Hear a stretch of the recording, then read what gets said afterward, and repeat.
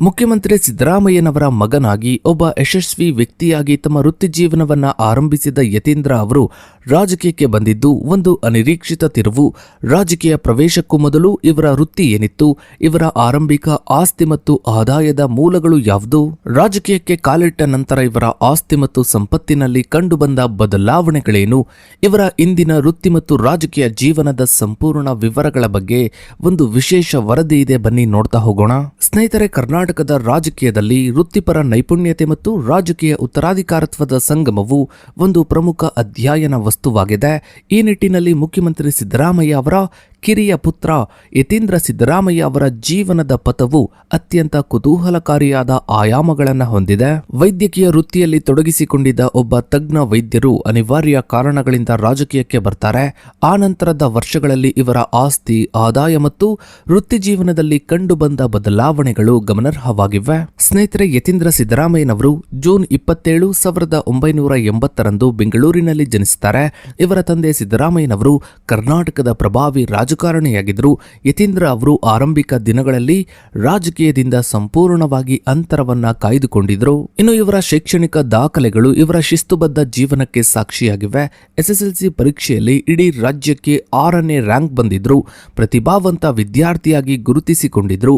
ಇವರು ಬೆಂಗಳೂರು ವೈದ್ಯಕೀಯ ಕಾಲೇಜಿನಲ್ಲಿ 2005ರಲ್ಲಿ MBBS ಪದವಿಯನ್ನ ಪೂರ್ಣಗೊಳಿಸಿದ್ರು ಮತ್ತು ನಂತರ 2009ರಲ್ಲಿ ಬೆಳಗಾವಿಯ ನೆಹರು ವೈದ್ಯಕೀಯ ಕಾಲೇಜಿನಿಂದ MD ಪದವಿಯನ್ನು ಕೂಡ ಪಡೆದುಕೊಂಡರು. ವೈದ್ಯಕೀಯ ಶಿಕ್ಷಣದ ನಂತರ ಯತೀಂದ್ರ ಅವರು ಪೂರ್ಣ ಪ್ರಮಾಣದ ವೃತ್ತಿಪರ ಪ್ಯಾಥಾಲಜಿಸ್ಟ್ ಆಗಿ ಕಾರ್ಯನಿರ್ವಹಿಸಲು ಪ್ರಾರಂಭಿಸುತ್ತಾರೆ.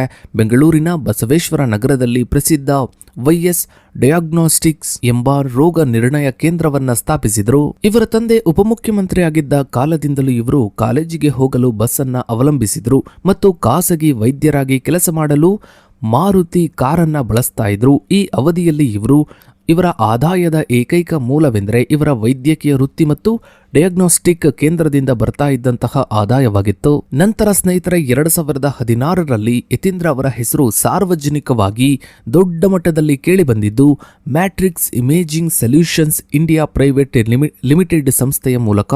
ಈ ಸಂಸ್ಥೆಯು ಬೆಂಗಳೂರಿನ ವಿಕ್ಟೋರಿಯಾ ಆಸ್ಪತ್ರೆಯ ಆವರಣದಲ್ಲಿ ರೋಗ ನಿರ್ಣಯ ಕೇಂದ್ರವನ್ನು ಸ್ಥಾಪಿಸಲು ಸರ್ಕಾರಿ ಟೆಂಡರ್ ಪಡೆದಾಗ ಅಂದಿನ ಮುಖ್ಯಮಂತ್ರಿ ಸಿದ್ದರಾಮಯ್ಯ ಅವರ ಪುತ್ರರಿಗೆ ಲಾಭ ಮಾಡಿಕೊಡಲಾಗಿದೆ ಎಂಬ ಸ್ವಜನ ಪಕ್ಷಪಾತದ ಆರೋಪಗಳು ಕೇಳಿಬಂದವು. ಈ ವಿವಾದದ ಸಮಯದಲ್ಲಿ ಯತೀಂದ್ರ ಅವರು ಸಂಸ್ಥೆಯ ನಿರ್ದೇಶಕರಾಗಿದ್ದರು.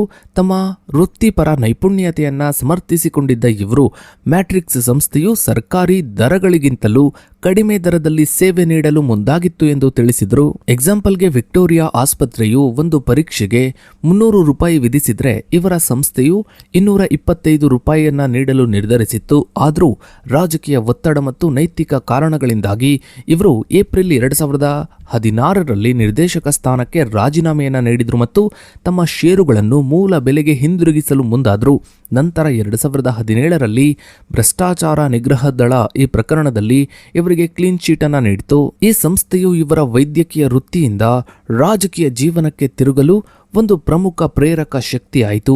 ಇದೇ ಸಮಯದಲ್ಲಿ ಇವರ ಹಿರಿಯ ಸಹೋದರ ರಾಕೇಶ್ ಸಿದ್ದರಾಮಯ್ಯ ಅವರ ಅಕಾಲಿಕ ನಿಧನವು ಯತೀಂದ್ರ ಅವರು ಅನಿವಾರ್ಯವಾಗಿ ರಾಜಕೀಯಕ್ಕೆ ಬರಲು ಕಾರಣವಾಯಿತು. ರಾಕೇಶ್ ಅವರು ವರ್ಣ ಕ್ಷೇತ್ರದಲ್ಲಿ ತಂದೆಯ ರಾಜಕೀಯ ವ್ಯವಹಾರಗಳನ್ನ ನೋಡಿಕೊಳ್ತಾ ಇದ್ರು. ಇವರ ಅನುಪಸ್ಥಿತಿಯಲ್ಲಿ ಕ್ಷೇತ್ರವನ್ನ ಸಂಘಟಿಸುವ ಜವಾಬ್ದಾರಿ ಯತೀಂದ್ರ ಅವರ ಹೆಗಲಿಗೆ ಬಿತ್ತು. ಸ್ನೇಹಿತರೆ, 2018ರ ವಿಧಾನಸಭಾ ಚುನಾವಣೆಯಲ್ಲಿ ವರ್ಣ ಕ್ಷೇತ್ರದಿಂದ ಸ್ಪರ್ಧಿಸಿದಾಗ ಯತೀಂದ್ರ ಅವರು ತಮ್ಮ ಆಸ್ತಿ ಮತ್ತು ಹೊಣೆಗಾರಿಕೆಗಳ ಬಗ್ಗೆ ವಿವರವಾದ ಅಫಿಡವಿಟ್ ಅನ್ನ ಸಲ್ಲಿಸಿದ್ರು. ಈ ದಾಖಲೆಯು ಇವರು ರಾಜಕೀಯಕ್ಕೆ ಪ್ರವೇಶಿಸಿದ ಮೊದಲ ಹಂತದ ಆರ್ಥಿಕ ಸ್ಥಿತಿಯನ್ನು ಪ್ರತಿಬಿಂಬಿಸುತ್ತದೆ. ಆ ಸಮಯದಲ್ಲಿ ಇವರ ಒಟ್ಟು ಆಸ್ತಿಯ ಮೌಲ್ಯ ಸುಮಾರು 23 ಕೋಟಿ ರೂಪಾಯಿಗಳಷ್ಟಿತ್ತು. 2018ರ ಅಫಿಡವಿಟ್ ಪ್ರಕಾರ ಯತೀಂದ್ರ ಅವರ ಒಟ್ಟು ಚರಾಸ್ತಿಯ ಮೌಲ್ಯ ಬರೋಬ್ಬರಿ 4 ಕೋಟಿಯಷ್ಟಿತ್ತು. ಒಬ್ಬ ವೈದ್ಯರಾಗಿ ಇವರು ತಮ್ಮ ವೃತ್ತಿಯಿಂದ ಗಳಿಸಿದ ಉಳಿತಾಯ ಮತ್ತು ವ್ಯವಹಾರದ ಮೇಲಿನ ಹೂಡಿಕೆಗಳು ಇದರಲ್ಲಿ ಪ್ರಮುಖವಾಗಿದ್ವು. ವೈದ್ಯಕೀಯ ವೃತ್ತಿಯಿಂದ ರಾಜಕೀಯಕ್ಕೆ ಬಂದಾಗ ಇವರ ಬಳಿ ಇದ್ದ BMW 3 ಸೀರೀಸ್ ಕಾರು ಇವರ ಆರ್ಥಿಕ ದರ್ಜೆಯನ್ನು ಸೂಚಿಸುತ್ತದೆ. ಈ ಹಂತದಲ್ಲಿ ಇವರು ಯಾವುದೇ ಗಮನಾರ್ಹ ಚಿನ್ನಾಭರಣಗಳನ್ನು ತಮ್ಮ ಹೆಸರಿನಲ್ಲಿ ಹೊಂದಿರಲಿಲ್ಲ.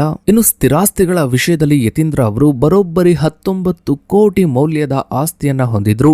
ಇವುಗಳಲ್ಲಿ ಕೃಷಿ ಭೂಮಿ ಮತ್ತು ಲಾಭದಾಯಕ ವಾಣಿಜ್ಯ ಕಟ್ಟಡಗಳು ಕೂಡ ಸೇರಿದ್ವು. ಮೈಸೂರು ತಾಲೂಕಿನ ವರ್ಣ ಹೋಬಳಿಯ ಕುದನಹಳ್ಳಿ ಗ್ರಾಮದಲ್ಲಿ 5 ಎಕರೆ 14 ಕುಂಟೆ ಭೂಮಿಯನ್ನ ಹೊಂದಿದ್ರು. ಇದರ ಮಾರುಕಟ್ಟೆ ಮೌಲ್ಯ ಅಂದು 50 ಲಕ್ಷ ರೂಪಾಯಿಗಳೆಂದು ಅಂದಾಜಿಸಲಾಗಿತ್ತು. ಇನ್ನು ಬೆಂಗಳೂರಿನ ಬಸವೇಶ್ವರ ನಗರ ಮತ್ತು ಬನಶಂಕರಿಯಂತಹ ಪ್ರಮುಖ ಪ್ರದೇಶಗಳಲ್ಲಿ ವಾಣಿಜ್ಯ ಕಟ್ಟಡಗಳನ್ನು ಹೊಂದಿದ್ರು. ಇವುಗಳ ಒಟ್ಟು ಮೌಲ್ಯ ಸುಮಾರು 18.5 ಕೋಟಿ ರೂಪಾಯಿಗಳಾಗಿದ್ವು. ಇವು ಇವರ ಡಯಾಗ್ನೋಸ್ಟಿಕ್ಸ್ ಕೇಂದ್ರದ ಚಟುವಟಿಕೆಗಳಿಗೆ ಪೂರಕವಾಗಿದ್ವು. 2018ರಲ್ಲಿ ಇವರು ತಮ್ಮ ಹೆಸರಿನಲ್ಲಿ ಯಾವುದೇ ವಸತಿ ಕಟ್ಟಡಗಳನ್ನು ಘೋಷಿಸಿರಲಿಲ್ಲ ಎಂಬುದು ಗಮನಾರ್ಹ.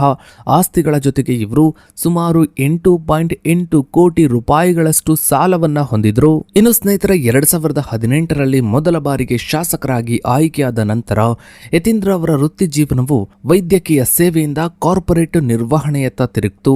ಇವರು ಶಾಸಕರಾಗಿದ್ದರು. ಇವರ ವೈದ್ಯಕೀಯ ಮತ್ತು ರೋಗ ನಿರ್ಣಯ ಕೇಂದ್ರದ ಚಟುವಟಿಕೆಗಳು ಮುಂದುವರೆದ್ವು. 2019ರಲ್ಲಿ ಪ್ರಸಿದ್ಧ ವೈಎಸ್ ಡಯಾಗ್ನೋಸ್ಟಿಕ್ಸ್ ಪ್ರೈವೇಟ್ ಲಿಮಿಟೆಡ್ ಅನ್ನ ಕಂಪನಿಯಾಗಿ ನೋಂದಾಯಿಸಲಾಯಿತು. ಈ ಅವಧಿಯಲ್ಲಿ ಇವರ ಕುಟುಂಬವು ಕೆಲವು ಎಲ್ಎಲ್ಪಿ ಸಂಸ್ಥೆಗಳನ್ನ ಪ್ರಾರಂಭಿಸಿತು. ಬಿಎಂಎಂಎಲ್ ಎಂಟರ್ಪ್ರೈಸಸ್ ಎಲ್ಎಲ್ಪಿ ಡಿಸೆಂಬರ್ 2019ರಲ್ಲಿ ಸ್ಥಾಪನೆಯಾದ ಈ ಸಂಸ್ಥೆಯಲ್ಲಿ ಯತೀಂದ್ರ ಮತ್ತು ಅವರ ತಾಯಿ ಪಾರ್ವತಿಯವರು ಪಾಲುದಾರರಾಗಿದ್ದರು. PRY ಪ್ರಾಜೆಕ್ಟ್ಸ್ ಎಲ್ಎಲ್ಪಿ ಇದು ಕೂಡ 2019ರ ಕೊನೆಯಲ್ಲಿ ಸ್ಥಾಪನೆಯಾದ ಮತ್ತೊಂದು ವ್ಯವಹಾರ ಘಟಕವಾಗಿದೆ. ಈ ಸಂಸ್ಥೆಗಳು ರಿಯಲ್ ಎಸ್ಟೇಟ್, ಕೃಷಿ ಸಂಸ್ಕರಣೆ ಮತ್ತು ಇತರ ಕ್ಷೇತ್ರಗಳಲ್ಲಿ ಕಾರ್ಯನಿರ್ವಹಿಸಲು ಉದ್ದೇಶಿಸಿದ್ವು. ಶಾಸಕರಾಗಿ ಕ್ಷೇತ್ರದ ಕೆಲಸಗಳ ನಡುವೆಯೂ ತಮ್ಮ ವ್ಯವಹಾರಿಕ ಆಯಾಮಗಳನ್ನು ವಿಸ್ತರಿಸಿಕೊಳ್ಳುತ್ತಾ ಹೋದರು. ಇವರ ಆದಾಯ ತೆರಿಗೆ ರಿಟರ್ನ್ಸ್ ಪ್ರಕಾರ 2016-17ರಲ್ಲಿ 85 ಲಕ್ಷ ರೂಪಾಯಿ ಇದ್ದ ಆದಾಯವು ಶಾಸಕರಾದ ನಂತರದ ವರ್ಷಗಳಲ್ಲಿ ಕೆಲವು ಏರಿಳಿತಗಳನ್ನು ಕಾಣಿತು. ಇನ್ನು 2024ರಲ್ಲಿ ವಿಧಾನ ಪರಿಷತ್ ಸದಸ್ಯರಾಗಿ MLC ಆಗಿ ಆಯ್ಕೆಯಾದ ನಂತರ ಯತೀಂದ್ರ ಅವರು ಸಲ್ಲಿಸಿದ ಅಫಿಡವಿಟ್ ಇವರ 6 ವರ್ಷಗಳ ರಾಜಕೀಯ ಜೀವನದ ಆರ್ಥಿಕ ಪ್ರತಿಫಲವಾಗಿದೆ. ಇವರ ಒಟ್ಟು ಆಸ್ತಿಯ ಮೌಲ್ಯ ಈಗ ಸುಮಾರು 31.88 ಕೋಟಿ ರೂಪಾಯಿಗಳಿಗೆ ಏರಿಕೆಯಾಗಿದೆ. 2024ರ ಹೊತ್ತಿಗೆ ಇವರ ಚರಾಸ್ತಿಗಳ ಮೌಲ್ಯವು 9 ಕೋಟಿ ರೂಪಾಯಿಗಳಿಗೆ ತಲುಪಿದೆ. ಇದು 2018ಕ್ಕಿಂತ ಸುಮಾರು 130% ಹೆಚ್ಚಳವಾಗಿದೆ. BMW 3 ಸೀರೀಸ್ನಿಂದ 1.5 ಕೋಟಿ ಮೌಲ್ಯದ BMW X7ಗೆ ಬದಲಾಗಿರುವುದು ಇವರ ಆರ್ಥಿಕ ಉನ್ನತಿಯ ಸ್ಪಷ್ಟ ಸಂಕೇತವಾಗಿದೆ. ಇನ್ನು ಸ್ಥಿರಾಸ್ತಿಗಳ ಒಟ್ಟು ಮೌಲ್ಯ ಈಗ 22 ಕೋಟಿ ರೂಪಾಯಿಗಳಷ್ಟಾಗಿವೆ. ಇವರ ಸಾಲದ ಪ್ರಮಾಣವು ಹೆಚ್ಚಾಗಿದ್ದು ಒಟ್ಟು ಹೊಣೆಗಾರಿಕೆ 10.47 ಕೋಟಿ ರೂಪಾಯಿಗಳಷ್ಟಾಗಿದೆ. ವಿಶೇಷವೇನೆಂದರೆ ಇವರು ಯಾವುದೇ ಬ್ಯಾಂಕ್ ಸಾಲಗಳನ್ನು ಹೊಂದಿಲ್ಲ, ಬದಲಿಗೆ ವ್ಯಕ್ತಿಗಳು ಮತ್ತು ಖಾಸಗಿ ಸಂಸ್ಥೆಗಳಿಂದ ಸಾಲವನ್ನ ಪಡೆದಿದ್ದಾರೆ. ಇನ್ನು ಯತೀಂದ್ರ ಅವರ ಆಸ್ತಿಗಳ ಬೆಳವಣಿಗೆಯನ್ನ ಕಳೆದ 6 ವರ್ಷಗಳ ಅವಧಿಯಲ್ಲಿ ಗಮನಿಸಿದಾಗ ಅದು ಸ್ಥಿರವಾದ ಏರಿಕೆಯನ್ನ ತೋರಿಸುತ್ತದೆ. ಇನ್ನು ಯತೀಂದ್ರ ಅವರು ಸಿದ್ದರಾಮಯ್ಯನವರ ಉತ್ತರಾಧಿಕಾರಿಯಾಗಿ ರಾಜಕೀಯದಲ್ಲಿ ಬೆಳೀತಾರಾ ಇಲ್ವಾ ಅನ್ನೋದನ್ನ ಕಾದು ನೋಡಬೇಕಿದೆ. ಸೊ ಇದಾಗಿತ್ತು ಸ್ನೇಹಿತರೆ ಇವತ್ತಿನ ಈ ಒಂದು ವಿಡಿಯೋದ ಬಗ್ಗೆ ನಿಮ್ಮ ಅನಿಸಿಕೆ ಅಭಿಪ್ರಾಯಗಳನ್ನು ತಪ್ಪದೆ ಕಮೆಂಟ್ ಸೆಕ್ಷನ್ ಅಲ್ಲಿ ಕಮೆಂಟ್ ಮಾಡಿ. ಹಾಗೆ ವಿಡಿಯೋಗೊಂದು ಲೈಕ್ ಮಾಡ್ತಾ ವಿಡಿಯೋನ ಆದಷ್ಟು ಎಲ್ಲ ಕಡೆ ಶೇರ್ ಮಾಡಿ. ನೀವಿನ್ನು ನಮ್ಮ ಚಾನಲ್ಗೆ ಸಬ್ಸ್ಕ್ರೈಬ್ ಆಗಿಲ್ಲ ಅಂದ್ರೆ ಕೆಳಗಡೆ ಕಾಣ್ತಾ ಇರೋ ಸಬ್ಸ್ಕ್ರೈಬ್ ಬಟನ್ ಕ್ಲಿಕ್ ಮಾಡಿ. ಹಾಗೆ ಪಕ್ಕದಲ್ಲಿ ಕಾಣೋ ಬೆಲ್ ಐಕಾನ್ ಕೂಡ ಕ್ಲಿಕ್ ಮಾಡಿ. Thanks for